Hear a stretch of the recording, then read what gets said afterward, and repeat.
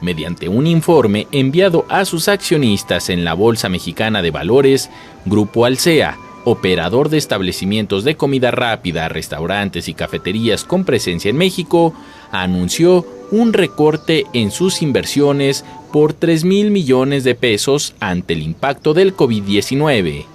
Las repercusiones afectarán a la fuerza laboral que tienen en nuestro país. En dicho informe, fechado el 19 de marzo de 2020, Alsea destacó entre las iniciativas que implementará contra la propagación del COVID-2019 el siguiente apartado. También hemos establecido un programa para colaboradores dispuestos a tomarse una ausencia de 30 días sin goce de sueldo.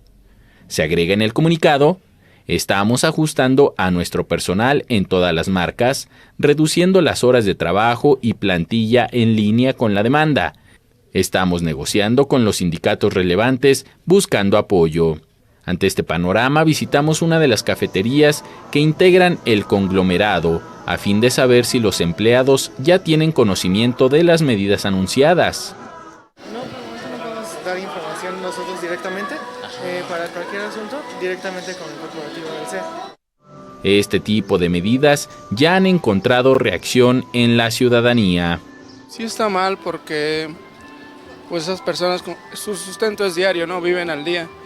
Ahora, si el patrón no les da ese beneficio, pues de qué van a vivir, ¿no?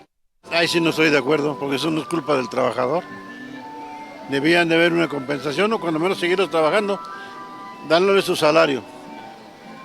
Es una emergencia, no hay otra. Antes de la pandemia, Alsea tenía previsto para México una inversión en capital de entre 4.5 y 5,000 millones de pesos. Pero con la llegada del COVID-19 a nuestro país, el monto será menor a los 2,000 millones. Con imágenes de Javier Cordero para 21 Noticias, Enrique Muñiz.